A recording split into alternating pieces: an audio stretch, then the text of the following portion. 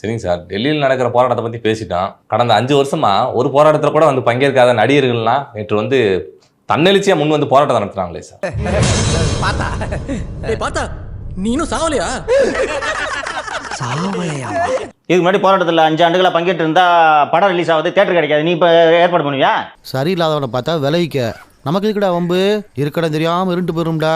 இந்த வெற்றிமாறன் ஏன் 5 ஆண்டுகள் மௌனியாக இருந்தார்? நீட்டை ஒழிக்கணும், ரைட்டு, அது உங்கள் கோரிக்கை. நான் அதில் உடன்படலைன்னா சாத்தியம் இல்லைன்னு நான் நம்புகிறேன்.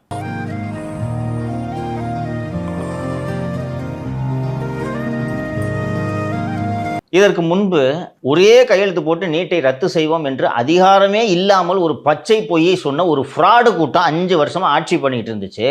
திராவிட முன்னேற்ற கழகம் ஆட்சிக்கு வந்ததுன்னா கண்டிப்பா நீட் தேர்வு ரத்து செய்யப்படும். எங்களுக்கு தெரியும் எப்படி ரத்து பண்ணணும்னு.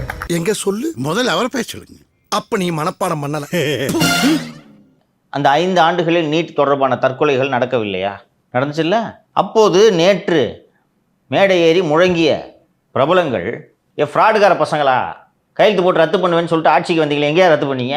அவங்க ஆட்சியில இல்லாத போது கூட அவங்கள கை நீட்டி கேள்வி கேட்க பயப்படுறாங்க சார். இந்த ஈன பொழப்புக்கு பேசாம எங்கேயாவது போய் ஊருக்கு போயிடலாம். இல்ல அதான் அமீர் அவர்கள்லாம் பேசுறாரு மேடையில். அமீர் மட்டும் வரேன், பொறுமையா பைய ஒன்னொன்னு போவோம்.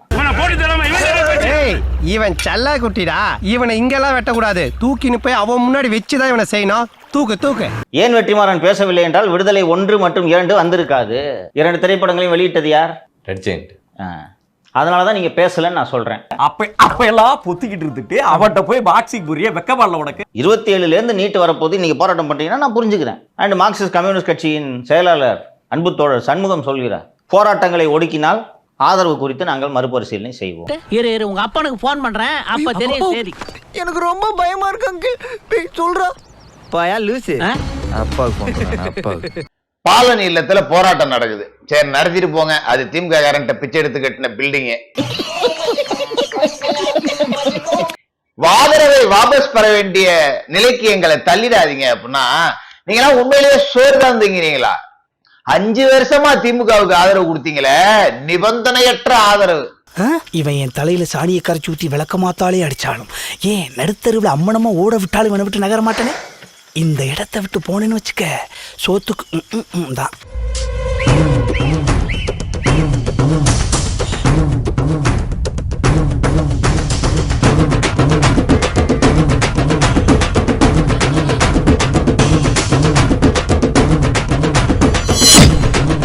சாம்சங் ஊழியர்கள் போராட்டம். தொழிலாளர்களின் தோழர்கள் நாங்கள்.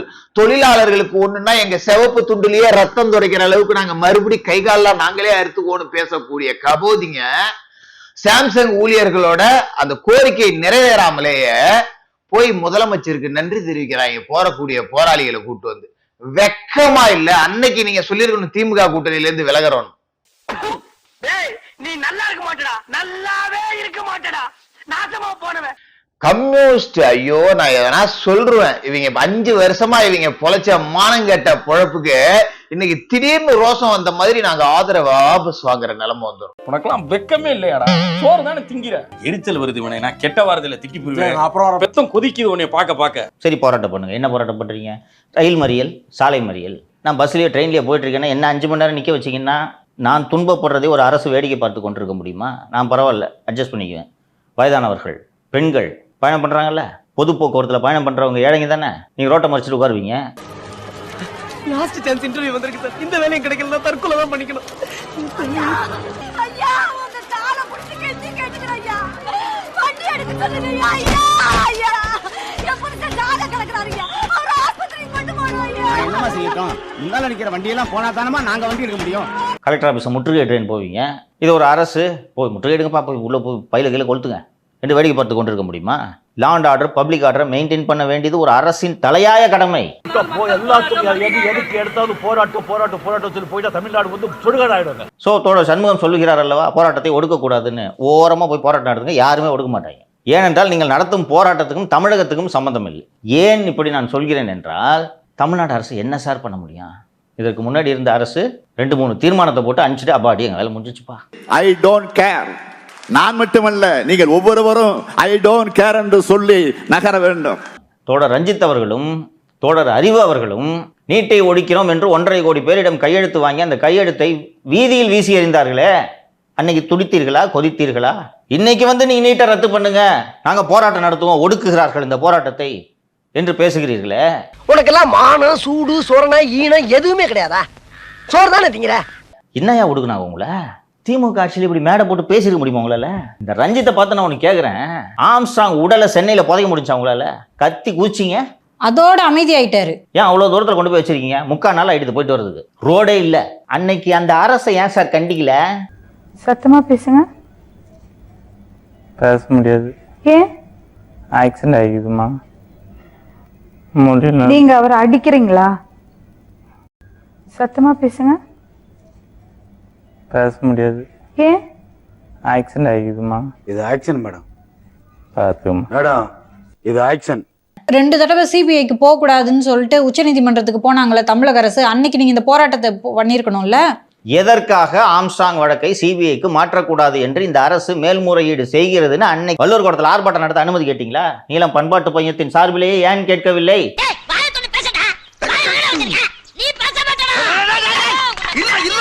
ஆம்ஸ்ட்ராங் யாருன்னு உங்களுக்கு தெரியும்ல, அவருக்கு நீ கடைசி வரைக்கும் ஓட்டே போடல. அப்போ உன் சமூகத்திலேருந்து ஒருத்தன் மேலே வரானா நீ என்ன நினைக்கிறனா, உனக்கு காம்படிட்டிவாக வரான், நம்ம மட்டும் தான் இந்த தலித்துன்றத போர்வையை வச்சுக்கிட்டு நம்ம சம்பாதிக்கணும்னு நினச்சிக்கிட்டு சுற்றிக்கிட்டு இருக்கிறேன். களத்தில் தலித்துகளுக்காக எத்தனை இளைஞர்களை இன்றைக்கு அட்வொகேட்டா மாத்திருக்கிறாரு, எவ்வளவு இளைஞர்களை படிக்க வச்ச ஒரு மாபெரும் தலைவர் அண்ணன் ஆம்ஸ்ட்ராங் அவர்கள் இருந்த பொழுதே அவருக்கு ஓட்டு போடாத ஆள் நீங்க. அவருக்கு ஓட்டு போடாம திருட்டு திமுகவுக்கு ஓட்டு போட்டுட்டு அண்ணன் ஆம்ஸ்ட்ராங் மரணத்திற்கு பிறகு அண்ணனை நாம் தவற விட்டு விட்டோம், அவருக்கு நான் ஒரு முறை கூட ஓட்டு போடலன்னு பேசினால்தான் நீங்க. புரியுதுங்களா? என்னைக்குப்பா நல்லவங்க பார்த்து ஓட்டு போட்டுருக்கானுங்க. இவனுங்களை கொள்ளை அடிக்கிறதுல தப்பே இல்ல, இவனுங்களை அடிக்கிறதுல தப்பே இல்ல, இவனுக்கு அடி வாங்கி சாகிறதுக்குன்னே பிறந்தவனுங்க. 8 அமைச்சர்கள் தலித் அமைச்சர்களா இருக்காங்க. ராஜ்மோகன்லாம் தலித்தானே எங்களுக்கு தெரியாது. ஸோ இவங்கெல்லாம் நீங்க ரெப்ரசன்டேட்டிவா சொல்றீங்க, தலித் ஆக்டிவிஸ்ட் அவங்க கிடையாது, அதனால நீங்க இவங்களை வந்து அமைச்சர்களா ஆக்குனாலும் எங்களுக்கு அதை பத்தி கவலை கிடையாதுன்றாரு. சாதிகளை கடந்து தலித்துகள் வெடித்து வளர்ந்து சாதி அடையாளங்களை புறந்தள்ளி வளர்வதை விட அம்பேத்கரின் கனவு வேறு என்னவாக இருக்க போகிறது? ஒருத்தன் இந்த புழுதி காட்டுல உருண்டு எந்திரிச்சு அவ்வளவு அவசரத்துக்கு போயிருக்கான். உனக்கு அவன் பிச்சைக்கார பேலா தெரியுது. என்னால அவன் திறமை வச்சு தானே போயிருக்கான். இனி என்னைக்கு அவனோட அடையாளம் ஓமன்னு தானே, அது பத்தாத உனக்கு.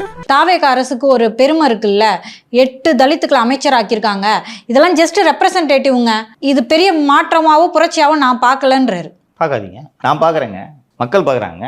சமூக நீதிக்காக தொடங்கிய இயக்கம் திராவிடர் கழகம், திராவிட முன்னேற்ற கழகம். பெரியாரை தலையில் வைத்து கொண்டாடிய இந்த இயக்கங்கள் 8 தலித்துகளை அமைச்சர்கள் ஆக்க வேண்டும் என்று நினைத்ததில்லையே, செய்ததில்லையே. இது ஏன் உங்களுக்கு மாற்றமாக தோன்றவில்லை? வன்மங்களை உள்ள வச்சிருந்தா உனக்கும் கெடுதல் எங்களுக்கும் கெடுதல், கக்கிட்டினா போதும்ல. இவ்வளோ துடிக்கிறீங்களே. 68 மாவட்ட செயலாளர்களில் 4 பேர் தலித்துகள். சமூக நீதி பேசும் திமுகவில். இதுதான் நூற்றாண்டு கால திராவிட இயக்கத்தினுடைய மாபெரும் வெற்றி என்பதை நான் இங்க நினைவு கூற விரும்புகிறேன். எப்படா இப்படி வெக்கம் இல்லாம பேச நீ? என் மக்களுக்கு வந்து செய்ய வேண்டிய, நாங்க செய்ய வேண்டியதை விஜய் செய்திருக்கிறாருங்க. இன்னைக்கு 44 ரிசர்வ் தொகுதியில ஏறக்குறைய 35 ரிசர்வ் தொகுதியில வெற்றி. அதே மாதிரி பொது தொகுதியில போய் தலித்தை நிப்பாட்டி இருக்கிறாரு. ஆக மொத்தம் வந்து அவர் 108 தொகுதியில 70க்கு மேற்பட்டவர்கள் தலித்துகள். இதுதான் நாங்க விரும்புறோம். இதுக்கு மேல வேற என்ன வேணும்? New era of a real secular social justice starts now. And எப்போ பாரு இந்த ஆதி திராவிட நலத்துறை, இதை தவிர ஒரு துறையே கிடையாதுப்பா. ஏன் ஒரு தலித்த துணை முதலமைச்சர் ஆக்கலன்னு நான் கேட்குறேங்க. அன்னைக்கு கேட்டாரா ரஞ்சித்தே? அப்போ உங்க எல்லாரோட நோக்கமும் இந்த ஆட்சி மீது ஏதாவது நொட்ட சொல்லணும். இல்ல நீங்க ரொம்ப பாஸ்டா இருக்கீங்க. யோ பாஸ்டா இருக்குறது என்னைய தப்பு? அது நம்மளுக்கு ஒத்து வராதுங்க. நாங்க என்னென்னமோ பிளான் பண்ணி வந்தோம், இப்ப பாதியிலே போக வேண்டியதா இருக்கு. எனக்கு தெரிஞ்ச டாக்டர் புதுசா ஒரு ஆஸ்பத்திரி ஆரம்பிச்சிருக்காரு, வந்து ஒரு ஊசியை போட்டு போங்க. ஊசியை போட்டு போவா? நான் எதுக்கு ஊசி போடணும்? நீங்க முகராசியான ஆளா இருக்கீங்க, வந்து ஒரு ஊசியை போட்டு போனீங்கன்னா அப்புறம் அந்த ஆளுக்கு அதுவா வியாபாரம் ஓடிக்கும். I'm